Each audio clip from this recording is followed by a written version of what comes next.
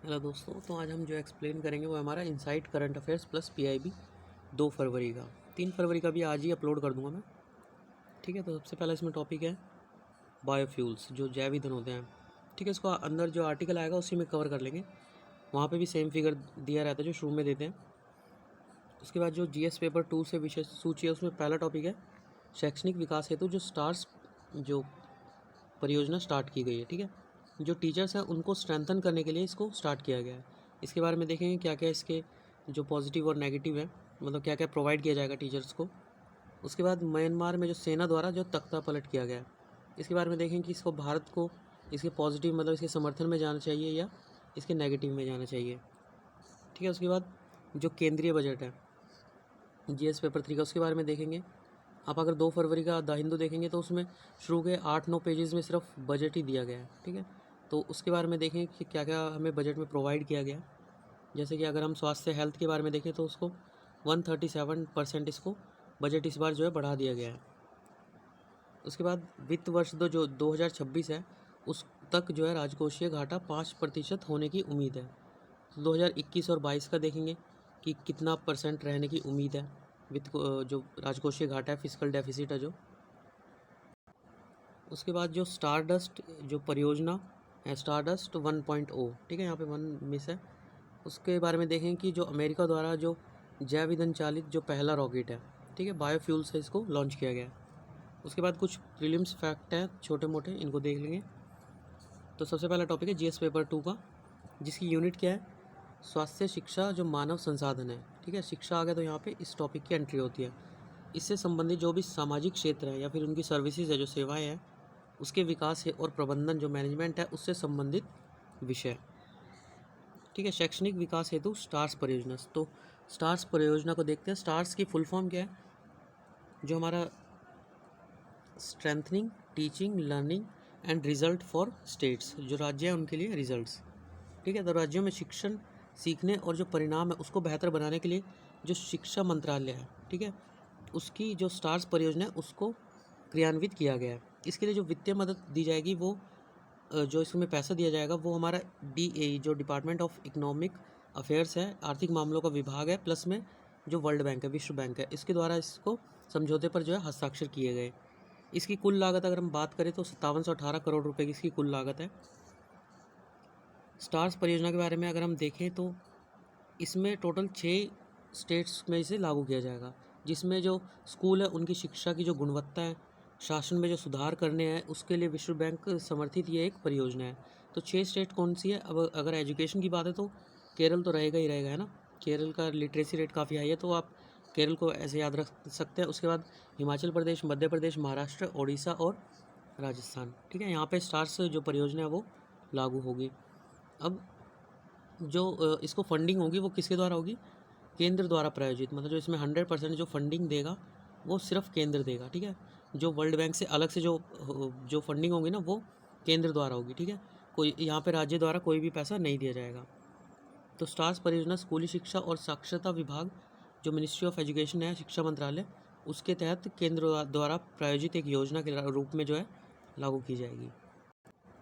इसके अंदर लाभान्वित कौन होंगे, सबसे पहले जो 1.5 मिलियन स्कूल होंगे, 10 मिलियन जो शिक्षक होंगे और 250 मिलियन जो छात्र होंगे, ये सब जो है लाभान्वित होंगे।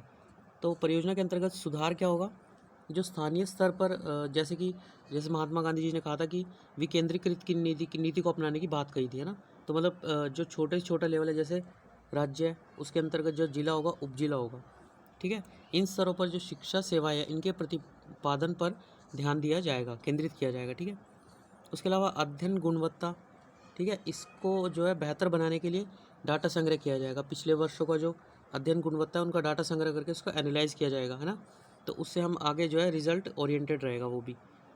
उसके बाद बेहतर जवाबदेही होगी, इसमें समावेशन होगा हेतु हितधारकों और विशेष रूप से जो माता पिता होंगे उनकी मांगों का जो है समाधान इसके अंतर्गत किया जाएगा। उसके बाद जो कमज़ोर वर्ग के जो छात्र होंगे उन पर भी विशेष ध्यान जो है दिया जाएगा। उसके बाद इन परियोजना के जो मैनेजमेंट प्रबंधन है हेतु शिक्षकों को इसके लिए तैयार किया जाएगा, ताकि वो अच्छी जो एजुकेशन है वो दे पाएँ।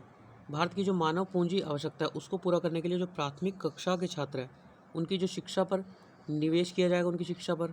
उनका संज्ञानात्मक होता है जो कॉग्निटिव इंटेलिजेंस होता है, जैसे कि आप रीजनिंग वगैरह, क्वांट वगैरह जो सवाल मैथ्स के सॉल्व करते हैं, ठीक है, वो डेवलप होता है, वो संज्ञानात्मक इंटेलिजेंस होती है हमारी, ठीक है। कोई लैंग्वेज जैसे सीखते नहीं तो वहाँ पे भी संज्ञानात्मक, इसके ऊपर ध्यान दिया जाएगा।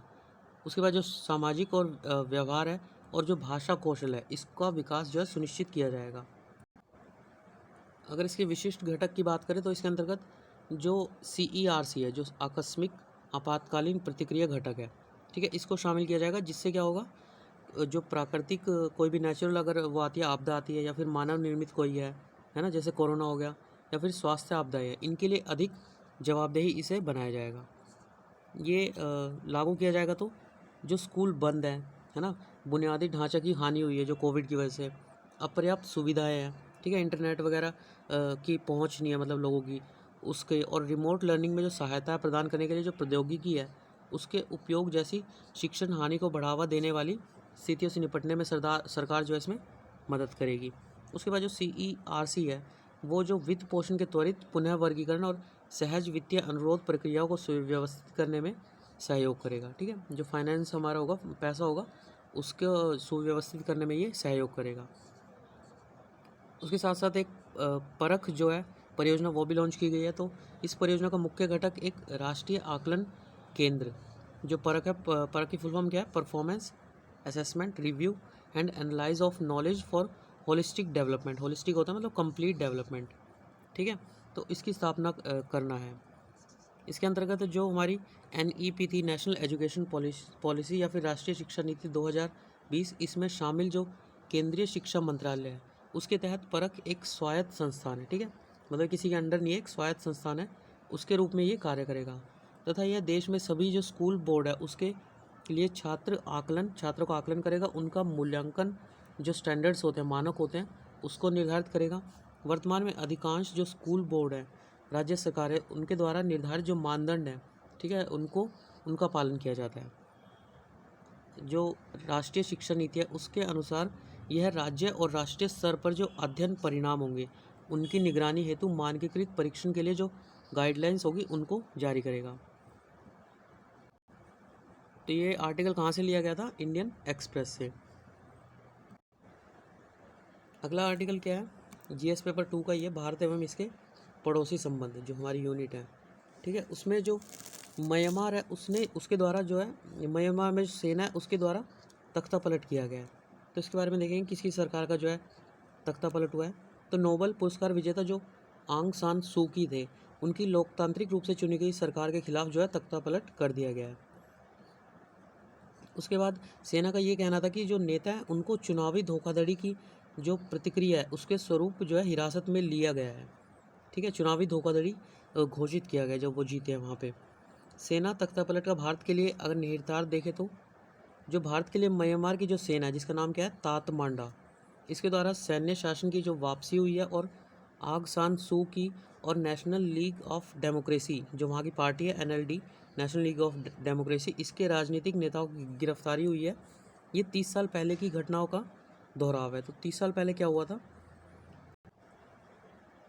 देखिए 30 साल पहले 1990 में जो opposition national league for democracy थी, जो NLD थी, इसके wins landslide victory in general election but the result is ignored by the military. तो NLD थी, ये जीत गई थी, तो वहाँ पे भी जो है तख्ता पलट हुआ था बाय वहाँ की मिलिट्री के द्वारा म्यांमार में।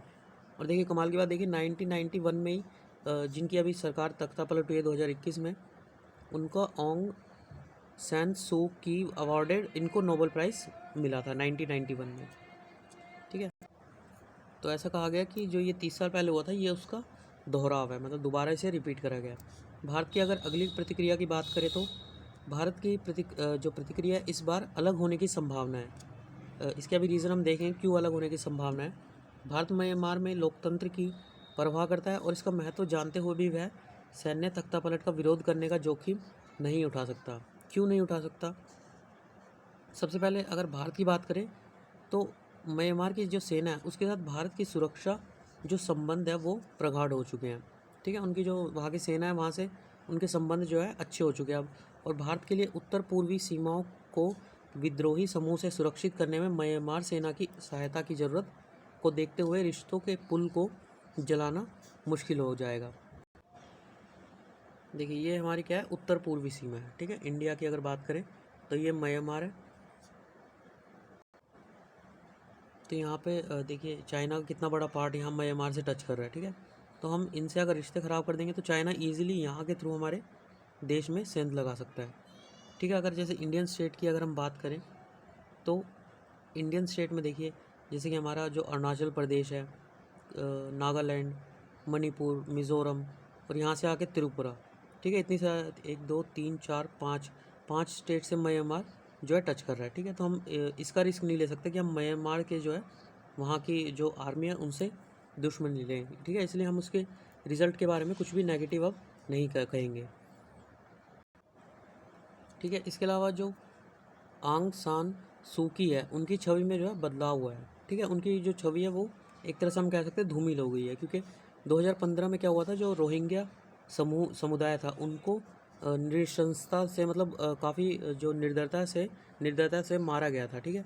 तो उसको रोकने में जो वहाँ की सरकार थी वो विफल रही थी, ठीक है। इससे उनकी छवि क्या होगी, धूमिल हो गई। और उन्होंने इस मामले में सेना का बचाव भी किया था, ठीक है, जो सूकी थे, आंग सान सूकी थे।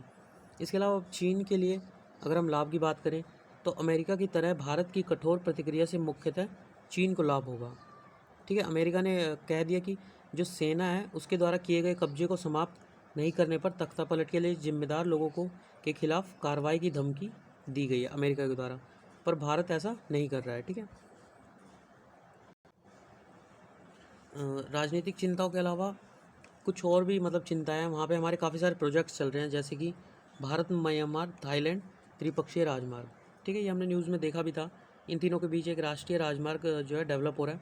उसके बाद जो कलादान बहुल मॉडल पारगमन परिवहन नेटवर्क है, और सीटवे डीप वाटर पोर्ट पर एक विशेष आर्थिक क्षेत्र परियोजना जो कि म्यांमार के साथ है। देखिए ये पोर्ट है जो कि कहाँ से स्टार्ट होगा, जो कोलकाता से स्टार्ट होगी और यहाँ पे सिटवे, फिर पलेटवा, फिर दोबारा जो है इंडिया में एंटर करके आइजवल यहाँ तक जाएगा, ठीक है। इसके अलावा जो सिटवे है इसके ऊपर भी हमने जो है काफ़ी पैसा खर्च किया है। अगर सिटवे पोर्ट की बात करें तो it is a deep water constructed by India, ठीक है, इंडिया के द्वारा बनाया गया 2016 में at Sittwe, the capital of the Rakhine state in Myanmar on the bay of Bengal, ठीक है, बंगाल की खाड़ी के ऊपर बनाया गया। Situated at the mouth of the Kaladan river के ऊपर बनाया गया। और 120 million port is being financed by only India, ठीक है, as a part of the Kaladan multi modal transit transport project, एक collaboration between India and Myanmar, जो इन दोनों के बीच का कोलैबोरेशन है। The project is aimed at developing transport infrastructure in south west Myanmar and north eastern India, ठीक है। तो ये राजनीति के अलावा ये पोर्ट्स भी हमारे जो म्यांमार के साथ अभी जो है चल रहे हैं, कंप्लीट नहीं हुए हैं पर चल रहे हैं अभी। तो इसके लिए भी भारत जो है कुछ नेगेटिव स्टेटमेंट नहीं देगा। इसके अलावा भारत के लिए अभी भी जो बांग्लादेश है उसमें पलायन करने वाले जो रोहिंग्या शरणार्थी है उनके मुद्दे को सुलझाने में मदद करने की उम्मीद है म्यांमार से, ठीक है। और इसी विषय पर म्यांमार सरकार से वार्ता जारी रखना चाहेगा। भारत में भी कुछ रोहिंग्या शरणार्थी हैं, उन्होंने पलायन किया है भारत से, ठीक है। म्यांमार का अगर सैन्य संविधान देखें हम तो म्यांमार में जो सेना द्वारा वर्ष 2008 में एक संविधान का मसौदा तैयार किया गया था, ठीक है। अब सेना ने तैयार किया है तो वहाँ पे क्या होगा, अपनी भूमिका और जो उनके राष्ट्रीय मामले होंगे उसमें सेना का जो है वर्चस्व दिखेगा, ठीक है। और इसी वर्ष अप्रैल में इस पर संदेहास्पद जनमत संग्रह कराया गया, ठीक है। जन रेफरेंडम कराते हैं ना, जैसे वहाँ की मतलब किसी मामले पे अगर हमें वोट कराना तो हम सभी लोगों को एक साथ बुला लेते हैं, ठीक है, हाँ या ना में उस पर वोट कराया जाता है फिर, ठीक है। तो जनमत संग्रह कराया गया था। तो और अगर हम सैन्य संविधान के बारे में देखें तो यह संविधान सेना द्वारा तैयार किया गया था और एक लोकतंत्र का रोड मैप भी था, जिसे सेना ने पश्चिमी देशों के दबाव के कारण निर्मित किया था, ठीक है। जो यूरोपियन कॉन्टिनेंट था उनकी वजह दबाव के कारण इसे बनाया गया था। इसके अलावा जो सैन्य शासन है उसके लिए यह एहसास भी हो चुका था कि जो म्यांमार है उसको बाहरी दुनिया के लिए खोलना अब एक विकल्प नहीं बल्कि एक गंभीर ज़रूरत है, ठीक है। जैसे भूटान देश हो गया, म्यांमार हो गया, इन्होंने दूसरे देशों के लिए अपने देशों को क्लोज़ कर रखा था, ठीक है। पर अब उनको एक मतलब उनकी एक ज़रूरत बन गया इसे खोलना। लेकिन सेना ने संविधान में अपनी जो भूमिका है और जो राष्ट्रीय मामले है उसमें वर्चस्व को सुनिश्चित कर लिया था, क्योंकि उनके द्वारा इस जो वो है बनाया गया था संविधान, जिसमें उनकी अगर संसद में सीटें देखें तो 25% सीटें सेनाओं को ही मिली हुई हैं। ठीक है, तो साथ ही एक प्रतिनिधित्व राजनीतिक दल का गठन किया गया जो सेना की ओर से चुनाव में भी भाग लेता है। उसके बाद जो नेक्स्ट टॉपिक है वो जीएस पेपर 3 से है, जो सरकारी बजट है। ठीक है, डायरेक्ट यूनिट है सरकारी बजट, जिसमें केंद्रीय बजट अभी आया है, तो इसके बारे में हम देखेंगे कि क्या क्या बताया गया है। तो हाल ही में जो केंद्रीय वित्त मंत्री हैं निर्मला सीतारमण, उन्होंने एक पेपरलेस, ठीक है ये ध्यान रखिएगा, पेपरलेस बजट पेश किया, मतलब कोई भी हार्ड कॉपी नहीं दी।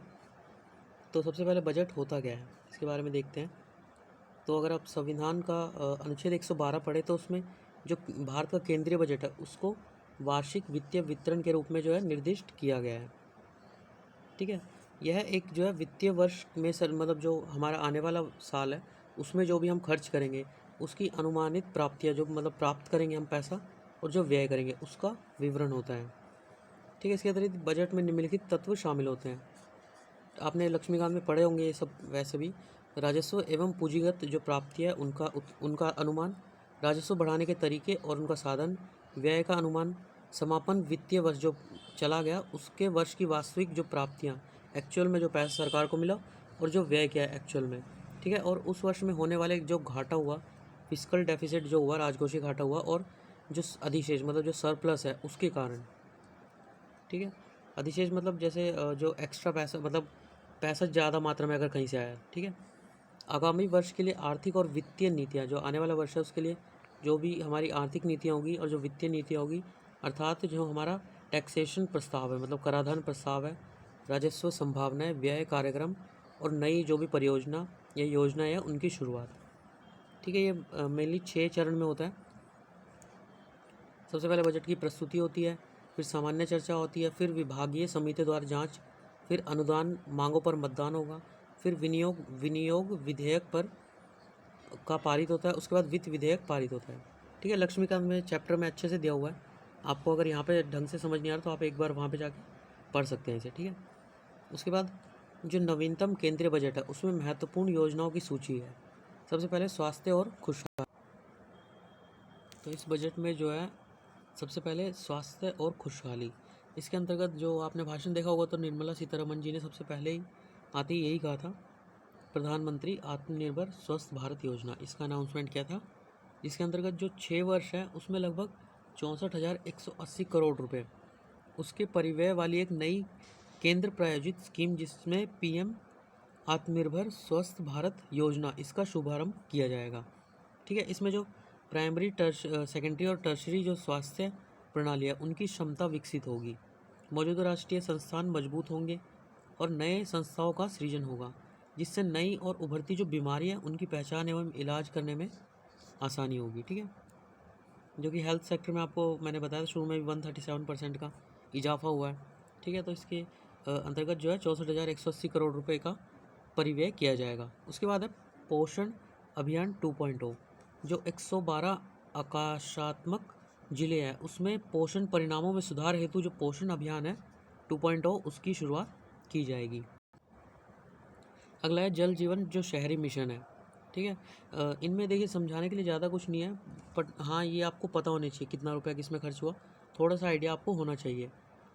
2.86 करोड़ घरों में जो है नल कनेक्शन दिया जाएगा। उसके साथ ही सभी जो 4378 शहरी स्थानीय निकाय है उसमें सार्वभौमिक जलापूर्ति के लिए एक जल जीवन मिशन जो शहर है उनमें शुभारंभ इसका किया जाएगा। इसमें 87 लाख करोड़ रुपए के परिव्यय के साथ अगले 5 वर्षों में कार्यान्वित इसे किया जाएगा।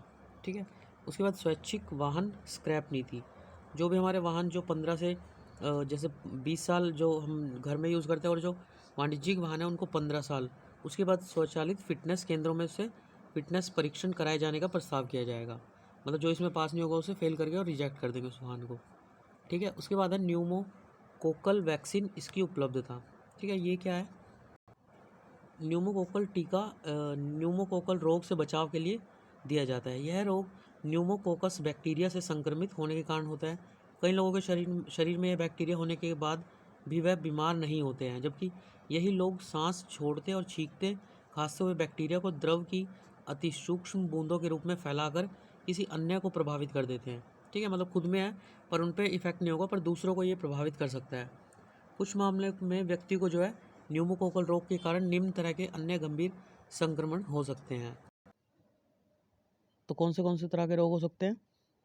जैसे कि निमोनिया, जो फेफड़ों का संक्रमण होता है, मेनिंजाइटिस, दिमाग और रीढ़ की हड्डी की परत में जो है सूजन आ जाती है, या फिर खून में संक्रमण, बैक्टीरियमीमिया। ठीक है, निमोनिया रोगों पर बुखार।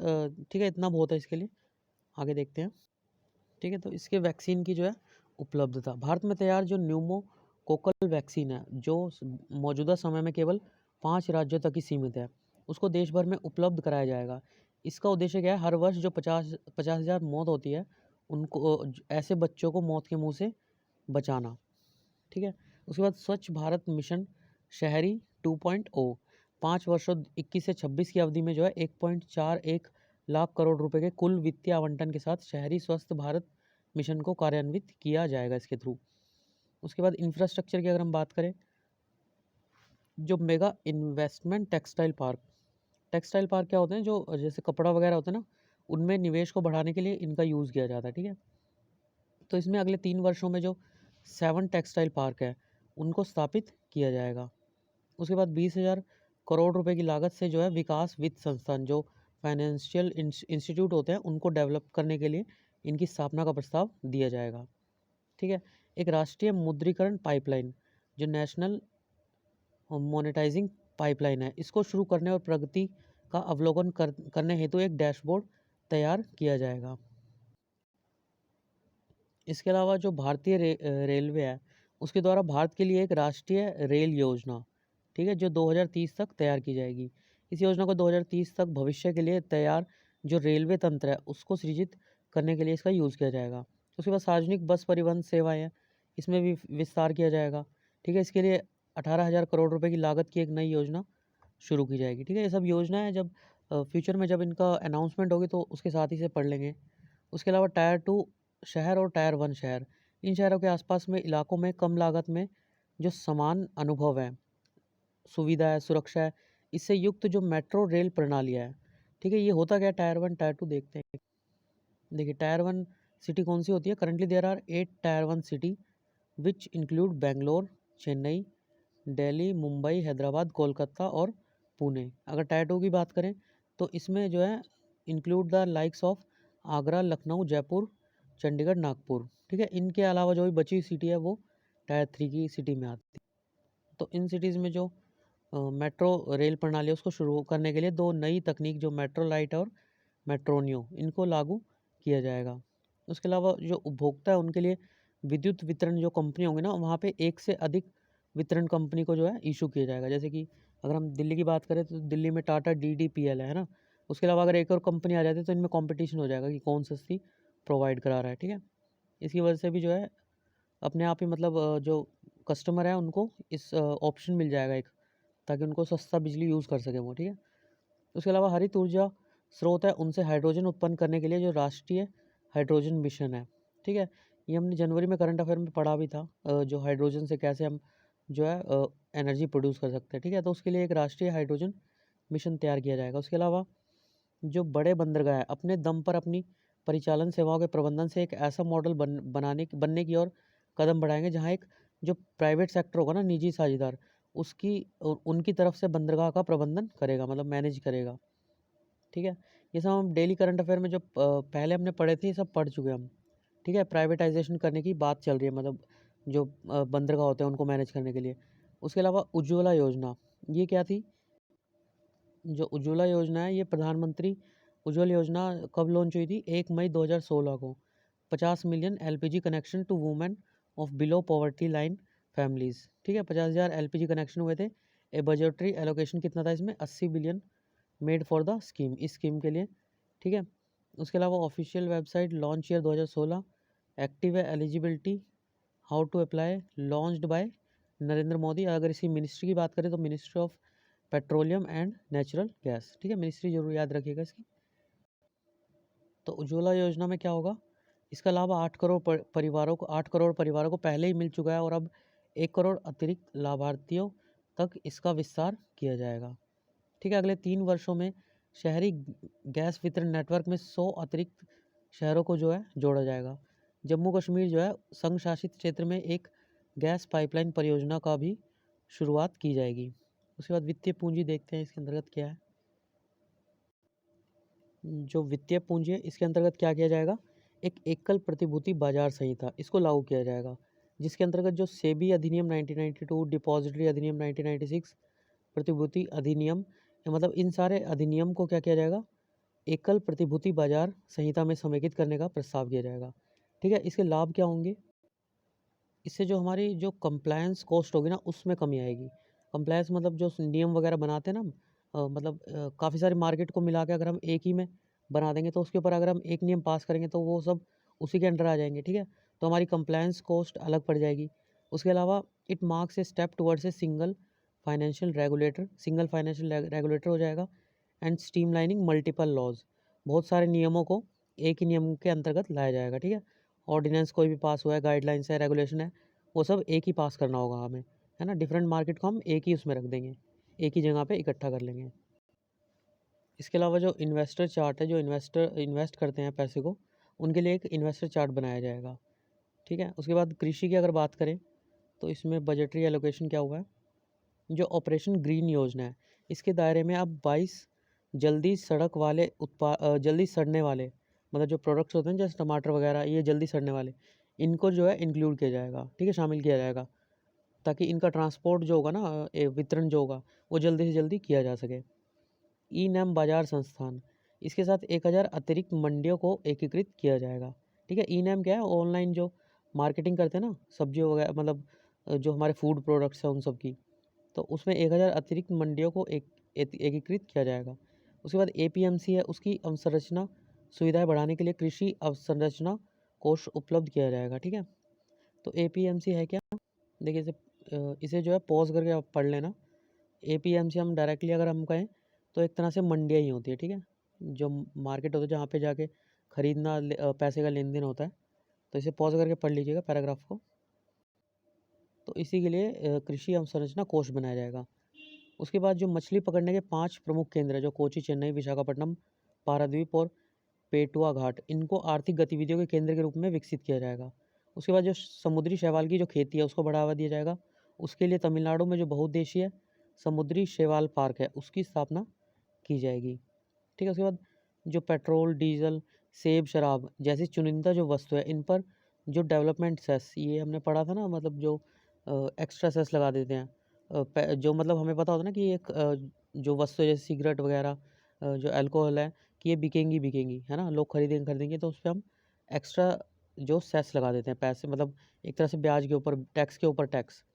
ठीक है, तो उस पर लगा दिया जाएगा, क्योंकि पेट्रोल भी जो हमें पता है बिकेगा, डीजल भी, सेब, शराब, इन सब पे डेवलपमेंट सेस लगा दिया जाएगा। एग्रीकल्चरल इंफ्रास्ट्रक्चर, जब सरकार को मतलब पैसे की ज़रूरत होती है तो वो सेस लगा देते हैं। ठीक है, उसके बाद क्या है, जो विज्ञान और प्रौद्योगिकी है, जो राष्ट्रीय अनुसंधान प्रतिष्ठान है, एक छाता निकाय की घोषणा की गई है, जिसके तहत जो विज्ञान और प्रौद्योगिकी है इससे लेकर मानविकी तक के कई विषयों पर जो रिसर्च है उसके लिए धन उपलब्ध कराया जाएगा।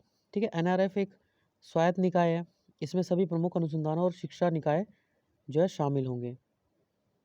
उसके बाद डिफेंस की अगर बात करें, रक्षा की, तो इसमें जो 15वें वित्त आयोग की निम्नलिखित प्रमुख सिफारिशों को शामिल किया गया। स्वास्थ्य व्यय में वृद्धि होगी, राज्यों के लिए उच्च ऋण सीमा होगी। उसके बाद जो राज्य द्वारा कार्यान्वित की जाने वाली जो केंद्र प्रायोजित योजनाएं हैं अथवा सार्वजनिक कार्यक्रम का समेकन है, इनको किया जाना चाहिए, किंतु इनका जो वित्त पोषण होगा वो मुख्य केंद्र सरकार द्वारा किया जाना चाहिए, क्योंकि कोविड की वजह से राज्य सरकारों पे पैसा बहुत कम रह चुका है। ठीक है, तो मैक्सिमम जो परियोजना है उसमें केंद्र सरकार द्वारा प्रायोजित है वो। केंद्र और राज्य द्वारा जो साझा कोष है उसके जो विभाज्य पूल है उससे आवंटन करने के माध्यम से अथवा उपकर के माध्यम से जो गैर व्यक्तिगत रक्षा है और आंतरिक सुरक्षा निधि है, मतलब जो हमारा गैर व्यक्तिगत क्या होता है, जो पैसा हमें मान लीजिए एक बार मिल जाता है, उसके बाद अगर हमने यूज़ नहीं किया तो उसके टाइम पीरियड के बाद भी वो सेफ ही रहता है, उसे हम नेक्स्ट टाइम यूज़ कर सकते हैं। ठीक है, तो ऐसा जो है गैर व्यक्तिगत रक्षा एवं आंतरिक सुरक्षा निधि, इनका निर्माण किया जाना चाहिए। उसके बाद क्या है, जो टैक्सेशन है इसके मामले में जो स्टार्टअप्स है उस उनको जो है टैक्स में छूट की दावे की समय सीमा को 1 वर्ष और बढ़ाया गया है। ठीक है, उसके बाद उनमें निवेश करने के लिए जो पूंजीगत जो लाभ होता है उसको 31 मार्च 2021, ठीक है 20 लिखा है, 21 तक की गई जो उनके पूंजीगत लाभ होगा वो 2021 तक का मिल जाएगा। ठीक है, एक सेकंड, ये 2020 ही होगा। ठीक है, यहाँ तक का उन्हें पूंजीगत लाभ मिलेगा। एक्चुअल में वीडियो थोड़ा लॉन्ग हो चुका है 30 मिनट का, तो मैं कोशिश कर रहा हूँ जल्दी जल्दी कवर करने की, तो उसकी वजह से थोड़ा बहुत हो सकता है गलती। उसके बाद स्टार्टअप और नवाचार के लिए काम करने वालों को जो ओपीसी है उनकी मंजूरी देते हुए एकल व्यक्ति कंपनियां जो 1% कंपनी है ना उनके निगमन को प्रोत्साहित किया गया। ठीक है, जो सिंगल पर्सन है उसके लिए जो भी वो होगा निगमन होगा उसको मंजूरी दी गई। ठीक है, उसके बाद सरकारी बजट जो वित्त वर्ष है 2026 तक 4.5% होने की उम्मीद है। अगर 2021 से 22 की बात करें तो इसमें 6.8 रहने का अनुमान है। 25 से 26 में 4.5% रहने का अनुमान हो चुका है। ठीक है, वित्तीय वर्ष 2021 से 22 के जो मूल रूप से जो राजकोषीय घाटा हुआ है उसका लक्ष्य 3.5% निर्धारित किया गया है। हालांकि वास्तविक लक्ष्य जो है सकल जो जीडीपी है उसका 9.5% के उच्च स्तर तक पहुंच गया है। अभी करंट की अगर बात करें तो 9.5% की उच्च स्तर तक पहुंच चुका है वो। ठीक है, इसका रीज़न क्या है? कोविड, उसकी वजह से लॉकडाउन हुआ। ठीक है, लॉकडाउन से सरकार पे पैसा नहीं रहा। समाज के कमज़ोर वर्ग को राहत प्रदान करने के लिए जो उच्च सरकारी व्यय किया गया, अलग अलग स्कीमों के थ्रू पैसा दिया गया। ठीक है, ताकि हमारी इकोनॉमी जो है सर्वाइव कर सके। इसके साथ नकारात्मक आर्थिक विकास हुआ। आगामी अगर कदम की बात करें हम तो राजकोषीय उत्तरदायित्व और बजट प्रबंधन अधिनियम में जो है संशोधन करना होगा। ठीक है, तो राजकोषीय घाटा क्या होता है अगर इसे हम देखें तो जो भी हमारा जो गैर ऋण पूंजी प्राप्तियाँ है, ठीक है, मतलब हम ब्याज के बिना किसी को पैसा दे रहे, सरकार जब देती है और उससे वापस लेते हैं तो वो हो गया इसमें एनडीसीआर में। उसके अलावा जो राजस्व की जो प्राप्तियाँ हुई हमें, इन दोनों को प्लस करके अगर इनमें से मैं कुल व्यय माइनस कर दूँ, ठीक है, तो वो हमारा राजकोषीय घाटा होगा। सरकार की अगर इसे दूसरे शब्दों में देखें तो सरकार की कुल ऋण आवश्यकताएं इनको दर्शाता है। इसके बाद क्या है, देखिए राजकोषीय घाटा अगर ज़्यादा होगा, देखिए इससे सिंपल से इस पैराग्राफ को समझिए। राजकोषीय घाटा अगर ज़्यादा होगा, ठीक है, तो घाटा ज़्यादा होगा तो आगे जो बैंक आरबीआई लोन देता है बैंकों को या प्राइवेट सेक्टर को, तो वहाँ पे क्या हो जाएगा, वहाँ पे पैसा जो वो देगा वहाँ पे ब्याज दर क्या हो जाएगी, ज़्यादा देगा वो। ठीक है, ज़्यादा इन द सेंस ब्याज हमारा क्या होगा, उनके पास जो पैसा होगा ना देने के लिए वो कम हो जाएगा। ठीक है, तो उससे क्या होगा, जब वो आगे जो मार्केट में पैसा देंगे तो वो उनका जो ब्याज दर होगा वो हाई रेट में जाएगा। ठीक है, मतलब वो ब्याज दर उच्च रखेंगे जब भी तो उन्हें बेनिफिट होगा, क्योंकि उनके पास पैसा पहले ही कम है। ठीक है, इसका अपोजिट क्या होगा, राजकोषीय घाटा अगर कम होगा तो पैसा ज़्यादा होगा, तो उसी हिसाब से वो मार्केट में पैसा ज़्यादा देंगे तो वो कम ब्याज दर पे भी एडजस्ट कर लेंगे। ठीक है, तो इस पैराग्राफ का सिंपल से यही मतलब है। उसके बाद अगर हम विकासशील देशों की बात करें तो विकासशील देश वे होते हैं जहाँ पे जो सरकार होती है ना वो बेहतर स्थिति में होती है एज़ कम्पेयर टू जो निजी जो उद्यम होते हैं। ठीक है, और इसी की वजह से जो हमारा राजकोषीय घाटा होता है ना वो विकासशील देशों में ज़्यादा होने की घटना होती है, क्योंकि जो विकसित देश होंगे वहाँ पे क्या होगा, जो निजी उद्यम होंगे वो ज़्यादा स्ट्रॉन्ग होते हैं, वो मजबूत स्थिति में होते हैं सरकार से।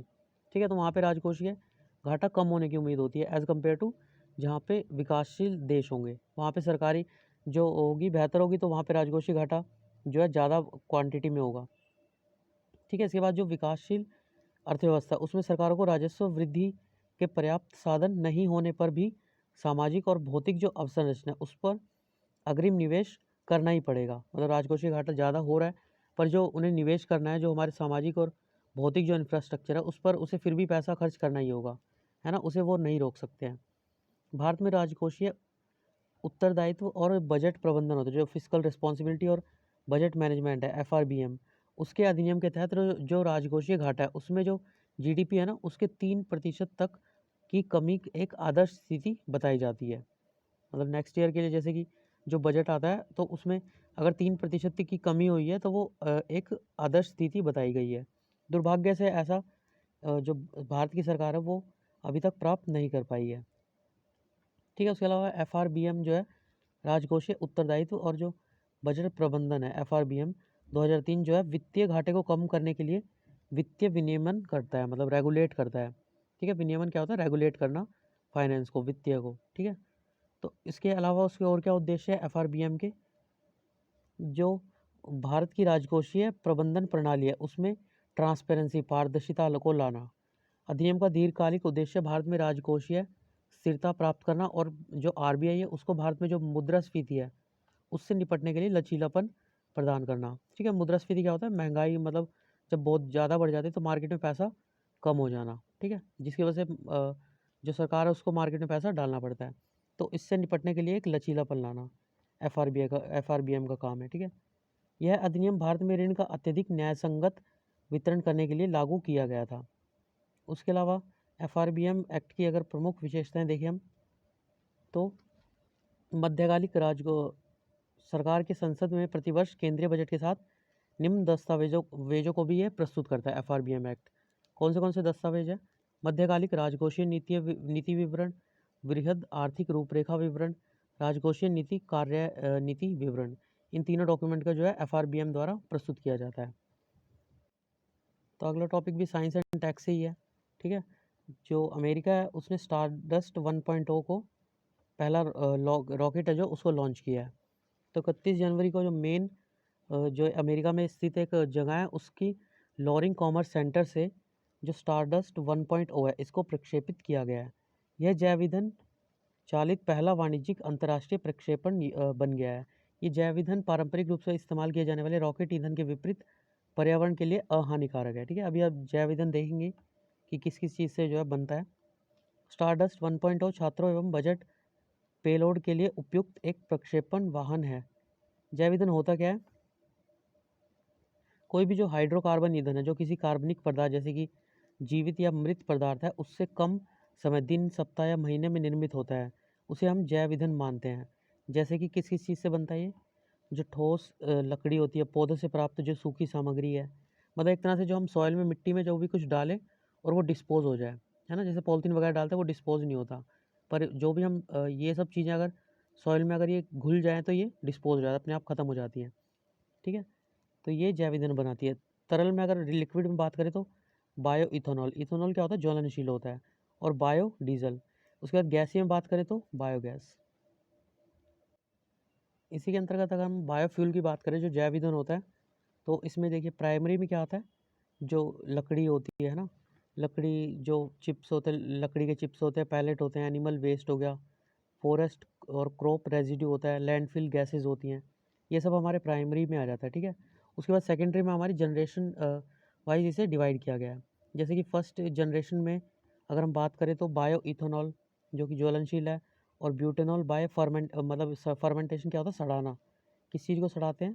जो स्टार्च होते हैं जो कि वीट में, बार्ले, कॉर्न, पोटैटो और शुगर्स। ठीक है, इन सब में जो स्टार्च होता है इसको जलाकर ये बनाया जाता है। ठीक है, जलाकर मतलब ये सड़ाकर फर्मेंटेशन कराकर। उसके बाद बायोडीजल फ्रॉम ऑयल क्रॉप, जो तेल वाली जितनी भी फसलें होंगी ना उससे बायोडीजल बनाया जाता है। Used cooking oil, animal fat, इन सब से बायोडीजल बनाया जाता है। ठीक है, और उसके बाद सेकंड जनरेशन में ये वाला पार्ट हटा देते हैं। ठीक है, उसके बाद बायोडीजल फ्रॉम ऑयल प्लांट जैसे कि जेट्रोफा, कैसावा, मिसकैथेनस। उसके बाद बायो इथेनॉल ब्यूटेनॉल बनाया जाता है शुगर और स्टार्च से। ठीक है, syndiesel produce from the lignocellulosic material, straw जो होते हैं, वुड्स होते हैं, लकड़ी, ग्रास, घास, इनसे जो है सिन डीजल बनाया जाता है। उसके बाद थर्ड जनरेशन जो माइक्रो एल्गाई होता है इससे बायोडीजल बनाया जाता है। ठीक है, bio ethanol from micro algae and seaweeds. उसके बाद bio hydrogen from green micro algae and microbes, इनसे बनाया जाता है। ठीक है, तो उसके बाद देखिए नेक्स्ट न्यूज़ क्या है? जो कोलंबो में ईस्टर्न कंटेनर टर्मिनल है। ठीक है, कोलंबो कहाँ पे? श्रीलंका में। उसे विकसित करने के लिए भारत की कोई भूमिका नहीं रही है। ठीक है, तो श्रीलंका ने जो अपना ये बनाया ईस्टर्न कंटेनर टर्मिनल, इसमें किसी को भी इंक्लूड नहीं किया, मतलब वो खुद ही इसे डेवलप कर रहा है, ना ही किसी को बेचा है, ना ही किसी को लीज पे दिया, पट्टे पर दिए देने से इनकार किया है। तो ऐसा करने से जो है जो इन तीनों के बीच, तीनों देशों के बीच त्रिपक्षीय समझौता था ये उसका खिलाफ है। ठीक है, श्रीलंका, जापान और भारत। उसके अलावा भारत ने यह निर्णय ईसीटी परियोजना में किसी भी विदेशी भूमिका या निवेश के खिलाफ पोर्ट यूनियन के श्रमिकों के बढ़ते दबाव के मद्देनज़र लिया है, जबकि श्रीलंका का लगभग 70% पोतांतरण जो है व्यापार भारत से जुड़ा हुआ है। ठीक है, 70% वो इंडिया से ही करता है व्यापार। श्रीलंका सरकार ने यह कहा कि इसके स्थान पर वह भारत के लिए संभावित वेस्ट कंटेनर टर्मिनल की पेशकश करेगा। मतलब श्रीलंका से देखा जाए तो ये वेस्ट में ही पड़ता है भारत, तो इसके अंतर्गत वो जो है एक नई स्कीम पेश करेगा जिसमें वो भारत को इंक्लूड करेगा। तो इस स्कीम के अंतर्गत देखिए ये सारे पोर्ट जो हैं वो डेवलप करेगा जो श्रीलंका है। कानकेसंथुराई, पॉइंट पेड्रो, त्रिकम कम्मालई, कोलंबो, गैलियो, हम्बनटोटा, ठीक है। इन पे अभी आपने लास्ट दिसंबर के न्यूज़ में पढ़ा भी होगा कि इंडिया ने जो है डेवलपमेंट के लिए पैसा दिया है। उसके बाद लद्दाख में जो केंद्रीय विश्वविद्यालय है उसकी स्थापना की गई है। लद्दाख को एक अलग केंद्र शासित प्रदेश के रूप में मान्यता मिलने के पश्चात केंद्र सरकार ने लेह में भी एक नया केंद्रीय विश्वविद्यालय स्थापित करने का प्रस्ताव किया है। इस संबंध में सरकार जो है केंद्रीय विश्वविद्यालय लद्दाख विधेयक पेश करेगी। उसके बाद प्रबुद्ध भारत, हाल ही में जो प्रबुद्ध भारत है उसकी 125वीं वर्षगांठ मनाई गई है। तो यह क्या है, एक स्वामी विवेकानंद द्वारा शुरू की गई रामकृष्ण संप्रदाय की मासिक पत्रिका है, ठीक है, प्रबुद्ध भारत, ठीक है, याद रखिएगा। तो बस आज के लिए इतना ही, कि वीडियो काफ़ी लंबी होगी, पता नहीं कैसे हो गई। Okay, thanks for watching my video and if you like the video please subscribe my channel. और अगर आपको कोई कंप्लेंट करनी है या फिर कुछ सजेशन करना है तो आप कमेंट बॉक्स में दे सकते हैं। Okay, thanks for today.